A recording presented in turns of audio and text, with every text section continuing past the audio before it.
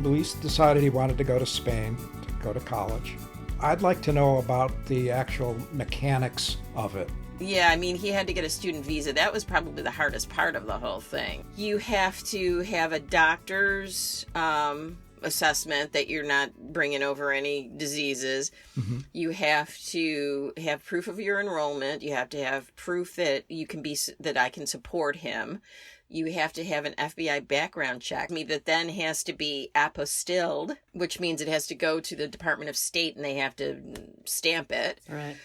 And then and there's probably a couple other things in there. And then everything has to be translated by an official Spanish translator. Like, it can't be Baylie, who is fluent in Spanish. It has to be someone who's fluent in Spanish and approved by the Spanish government. And then you have to go to the consulate to drop everything off, and then you got to go back and pick everything up. So, pain in the butt about that was that when I sent in the FBI background check to get apostilled to the Department of State, I sent it, in a Priority Express envelope, and I put a Priority Express envelope to get it back, right?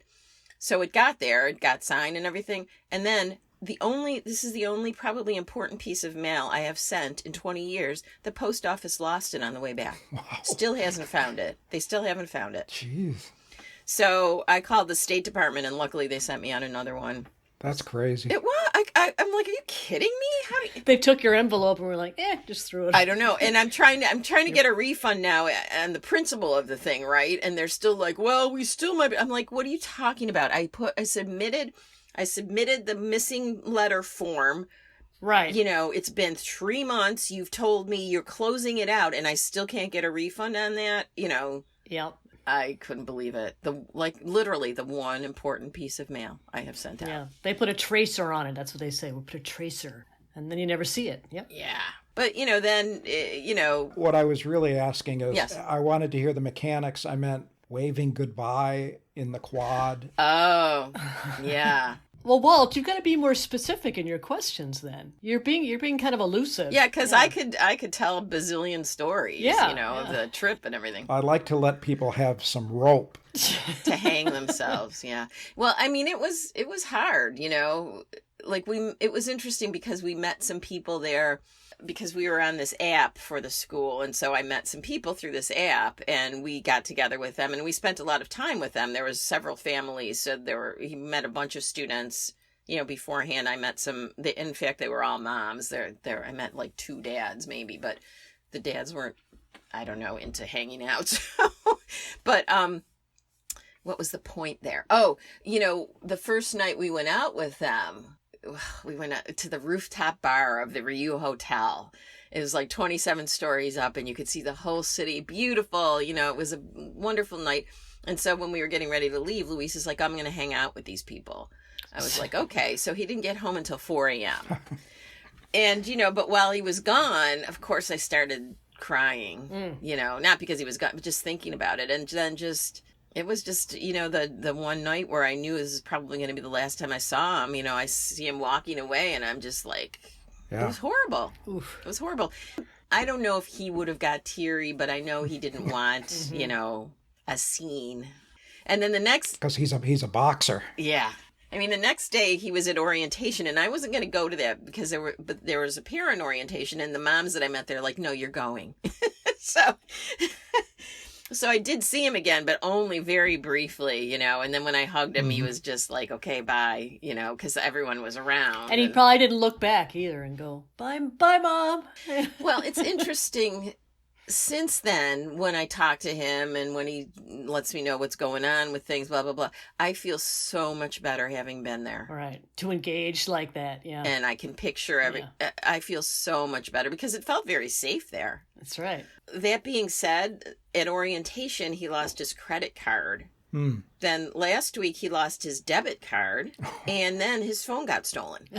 Wow. Yeah, so that's been great. So who goes to this alleged university? Is it all Americans or is it a mix of... No, there's a big mix. There's a big mix, but it was fun though because the people that we met were all from the U.S. and so someone from Minneapolis, from New Hampshire, from Florida, from Texas, from Portland, all over the U.S. And then at the parents' orientation, people were introducing themselves, and there was an orientation for English speakers, and there was one for Spanish speakers and Italian speakers, I think, too, or maybe French. So even in the English-speaking one, there was people from like Dubai and from Italy and from the Philippines and, all over. So, I mean, it's not a big school. It's 900 students altogether. The campus is 3 buildings. So, but it's the Madrid campus of St. Louis University, and St. Louis University is it's a big school and a prominent school. So there are a lot of Spanish kids who go there too. Okay. He went to a party at a kid's apartment, and he and his brothers live there, and they're all Spanish. Okay. And Luis is hanging out with someone. I think his nickname is Pepe, but he's from Italy, so I don't know how Pepe get. But anyway, the guy that he hangs out with the most is from Austin, Texas. So it's all over the place. It really is, and I think the student populations in a lot of the schools in Madrid are like that. It seems, right, from all over Europe at least. Are you an empty nester? Is that official? Yeah, and I don't mind that. Like, how old was I when Luis came home? So it's not like I'm not used to it. It's probably partly a relief. Yeah, someone said to me there's how did she put it? She said there's something a little freeing about it. And it's true, And I don't mind living alone. I like living alone. Right. But I really miss him so badly. I mean, because, it was just me and him. Right. I think I've told you 85% of the time we got along very well, And that was the figure that we put on it. And, I remember saying to him, like, why is the 15%? And he's like, well, you're just so annoying sometimes. And I said, ditto, Yeah, so. That's a relationship. Right. Yeah. Is he back for the holidays? Yeah, I just got him his plane ticket. So he's definitely coming back. But I'm telling you, I want to move there. Yeah, I bet. My brother and I are talking. Well, we're not talking. We're going to get the Italian citizenship, which basically means we'll have EU privileges. Mm-hmm. So I'll just have to put the list together of everything we need, and we need to get started on it. And how do you do that? I mean, your parents, are you first generation? I'm not first generation, but my grandfathers were both born there, and you can do that. There's the extra wrinkle there is you have to prove that they didn't renounce their Italian citizenship, so that they weren't naturalized or they didn't become citizens. Right. That's the big thing. And then you need marriage certificates and birth certificates and an FBI background check. Yeah. Maybe, I don't know, or maybe the Italians don't give a shit about that. I have no idea, but yeah, we're definitely going to do that. But I don't know. I just loved it there. Yeah. I loved it. Yeah. Spain's pretty special. It really is. It's they don't seem to look down at people either, which sometimes in some of those countries they look down at Americans, but I felt in Italy, I felt like some, not everywhere or anything, but I felt some nastiness. I felt some a little snideness. Yeah. Yeah. When we were in Rome, we had an Airbnb, with my mother and Rachel, and there was a little grocery store in the neighborhood that we'd go to and do our shopping, and I was always just trying out my Italian, a few words here and there, and the woman, I swear, the cashier would just be like, yeah, just rolling her eyes and then speaking to me in English. I'm like, come on, just humor me. Yeah. Right. Even if I'm saying the wrong thing, at least humor me. But she definitely looked down at me. So I never felt that in Spain. I felt if you tried to speak the language, they really encouraged you to speak the language. I was kind of lukewarm on going to Spain. It didn't interest me as much as other countries, but then I came away liking it best. Yeah. I don't know why. Mm-hmm. But Americans, I think, have problems with being accepted for obvious reasons. Mm-hmm. Of course, other countries, too. Nobody likes Germans much either. Really? They're loud and and those 2 world wars. Oh, yeah, that'll do it. That Norm Macdonald thing about, you ever hear that about No. Germany had a war with the world. And then a few years later, they decided to have another war with the world. So I'm sorry I interrupted. No, what I was going to say is the best compliments I've ever had have been from my friends. Like in grad school, my best friend she and her husband were from Australia, and they took me out with their friends one time, and their friends were like, "Oh, she doesn't seem like an American." And then my best friend here is British, and she and her husband took me out with some friends of theirs who were visiting, and her friend said to her, "She doesn't seem like she's from the U.S., you know?" And so that, to me, was a big compliment. I just think maybe they mean that, like, you're not obnoxious and you don't think like the U.S. is first in everything and the best in everything and all that. You're not abrasive. Yeah. Yeah. What do you mean by that, Grace? I know. You mean we're not? I know. When I first moved up here, and I tell people I was from New York City, and I remember a friend of Chuck's saying, "You're from New York? You don't wear makeup, or what does that mean?" So same kind of thing. People have this view from what they see on TV. Yes. You know, oh, someone's from Manhattan, and so it's very different. My brother and his, well, not his girlfriend, his ex-girlfriend so much, but my brother has totally got that Brooklyn, that hipster attitude. You know what I mean? Like, he won't even admit he's from Buffalo. Right. Now, granted, he's lived in New York longer than he lived in Buffalo, but still, he won't even admit it. Yeah. Right. And just, there is that New York thing where he just thinks and maybe it's just my brother, but it just strikes me as very New Yorky, as like he thinks he knows everything about everything. And, you know. How long's he been there? I think it's been at least 30 years. Yeah, maybe a little bit longer than that, because he went right out of college, he went to grad school there, and then that was it. I mean, but I love New York. I would like to move there, too. That'd be a good ad campaign. Good idea. Yeah. If you can make it there, you can make it anywhere. How about that? Yeah, that's good too. Let's write these down. Yeah. What else is happening with your kids, Baylie? Let's see. Rachel just graduated from nursing school. She passed her boards. Those must have been tough, I bet. Yeah. Did she study for like a year? Well, she graduated in August, and then she pretty much took the boards. Just last week. So where's she working? She's probably got her pay. She's already got a job. So she's working in labor and delivery at one of the local hospitals. So cool. And then the rest of your family? She's very excited to start. The rest, let's see. Jack is a senior in high school and still sporting his mullet and driving a pickup truck. A mullet. Does he want to go to Korea for college? Or he doesn't Well, when you asked Grace, did you think 20 years ago your son would be boxing? And I was thinking, God, did I think 20 years ago I'd have a kid who was wearing a mullet and listening to country music? And like, no. Pickup. Yeah. No. And he doesn't want to go to college, right? He's not going to college. Yeah. No. Good. I like to hear that. No, I do. I think we need more non-college. It's not for everyone. Yeah. It's not for everyone, and I don't even know if it's for Luis. I think he's there to just go to Spain. Right. And that's why I went to grad school, to live in Boston. I think the money they charge is a total ripoff, too. I do, too. I agree. Well, that's one thing that's nice about Spain, too. It's less expensive, college-wise, too. So that's cool. Yeah. And Baylie, you spent a year in France? Or? At the Sorbonne? No, I spent just a semester. Oh, okay. Back in 1981. What school was that? Aix-en-Provence in southern France. Your first semester of college? And, no. It was my second semester sophomore year. I did it.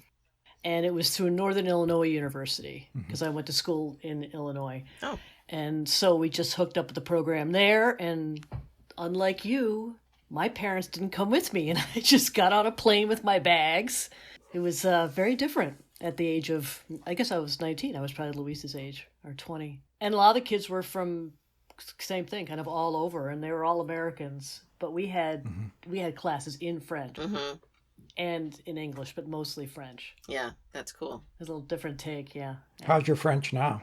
Has it gone away? It never goes away. You have to use it in order for it to kind of to be useful.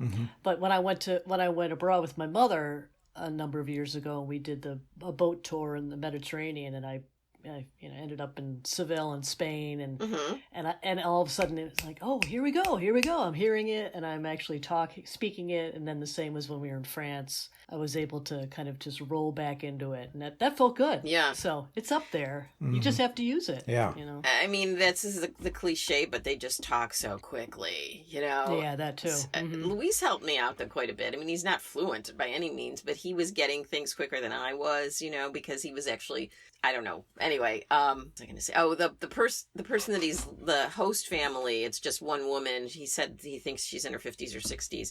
She speaks very little English, so I'm thinking that maybe, he did start out with those. Did I tell you about this? He picked these guys, these two brothers, as his host family, and one of them was like a professional longboarder. Oh. But anyway, once he got there were supposed to be 3 other students there. There were 5 other students.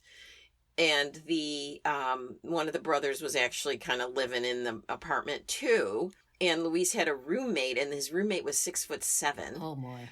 So he was like, I hate it. I could tell immediately, And so he went to the housing office, and lo and behold, he wasn't even supposed to be in there because he's first year. They shouldn't have put him in there. So now he's in a place with his own bedroom and his own bathroom. Nice. And they do their laundry. They cook them breakfast and dinner. And Luis has told me that she goes in his room every day when he leaves and straightens his room and makes his bed.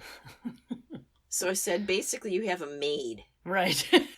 I mean, I just can't believe it. Like, why would you leave a place like that? Because he's talking about next year, like an apartment or the dorms or something. I'm like, why would you leave that situation? The family that we stayed with, there were 3 of us, and we had rooms down on the sort of lower level of the house, and they had two young kids, and whenever we were in the upper part of the house, we had to speak French. She was like, no, even to each other, you can't speak English because you're here to learn the language. That's cool. So that was cool. Yeah. Yeah. And so tell Luis that he'll know when he's fluent when he starts dreaming in Spanish. That's what I heard. I've heard people say that. That was it for me. Yeah. Yeah. I remember sitting on a train. We were going somewhere, and I was talking to some guy. And he's like, "Well, where are you from?" And I said, "Well, I'm American." He goes, "Oh, no, you're not American." I'm like, "Yeah, I'm American." Wow, that's nice. So wow. Yeah, your accent gets so good, and I mean, of course, I started learning French when I was 5, so it was a different story. Oh. But yeah. So, what did that semester do for the rest of your life, Baylie? Did it make a difference? This is a probing question. Yes, it did. It really taught me a lot about. She's talking to us from France right now. You're right. This back. Warm in here. This is a filter back here. Yeah. It really taught me how to be like self-sufficient and how to deal on my own. And I had to buy a moped because I lived with a family out in the country, and my classes were in town.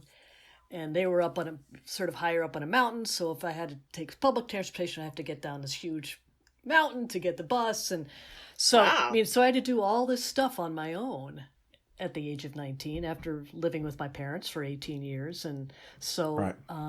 It really just kind of taught me how to be nimble on my feet a little bit and put myself out there. So it was good. I have a couple friends still from that program. Oh, that's neat. 40 odd years ago. Yeah.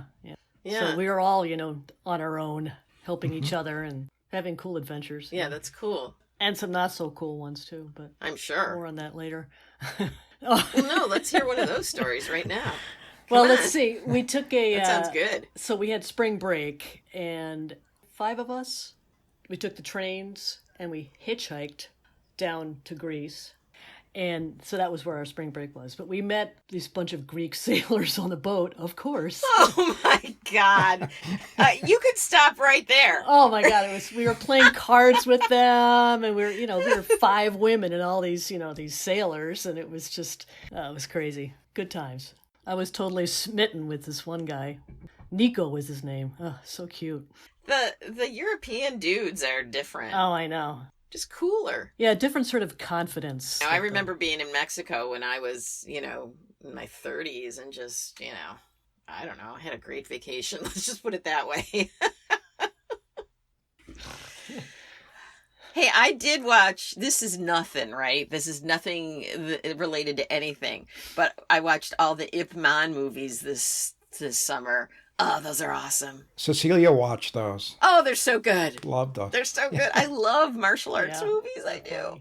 Did you see Everything Everywhere All at Once? Did you guys see that? What did you think of that? I've spent a lot of time kind of confused, actually. Yeah. It was confusing, no doubt. I was out of breath. I couldn't Yeah. keep up with it. It was a ride. Yeah. I loved it. I should go back and rewatch it just because I really didn't really know what I was taking in the whole time. So I gotta go back and watch it. I saw it on a large screen. It's totally worth it on a large screen, no doubt. YouTube TV, that's what we get. We just discovered we have 3 Hallmark channels. Oh boy. And Cecilia is obsessed. I can't She likes those movies? I can't explain it. I can't. Because I thought she had better taste. So did I. Wow. It's escapism is what it is, I think. Yeah, but so is a good horror movie or a good that's true. action flick, you know? Every one of them is exactly the same story. Yep. The woman comes from the big city back to her hometown, and she meets the Yeah. good guy there, and the boyfriend from the big city, and Yeah, yeah. there's a clash between them. That didn't happen to me. That didn't happen to me. There's still time, Grace. Your There's still life time. is a rom-com. Yeah, just an extended one. Oh my God. This is going to go until I'm 70. Well, my only story from the summer, I had more than a dozen tick bites. Oh, Oh And no. You know how tick bites are like a big deal because they can Yeah. kill you, they can Yeah. cripple you. And Yeah. I gotten to the point where I just don't pay any attention. I just How do you know? I mean, are they stuck there on your skin? sometimes you can see the pieces sticking out. You try to pull them out. If you don't get them right away, you're done, and they'll itch for 3 months. I mean, serious itching, and you know you're thinking all the time. There's that body inside me decomposing in there or whatever, It's like a tapeworm. Ah, that's gross. making babies or whatever. Yeah, that's gross. Oh my God. I heard you have to take it off with tweezers and make sure you're getting everything. well, they have a special little device that you can. Oh. You gotta you pull it up, right? Yeah. We don't have that. I'm gonna order one for you, Walt. Shouldn't you have one if you're getting all of these? But honestly, Now, so do you wear long sleeves and long pants and it doesn't even matter? I tuck my You pants tuck into your socks. inside boots, and It doesn't matter. yeah, it doesn't matter. Really? You can wash your clothes in an anti-tick repellent Is thing. that good to put on your skin Do then? I want to wear those? I know. I would take my clothes off after every walk, throw them outside and burn them. If you're getting that many ticks every day, that's just. Yeah.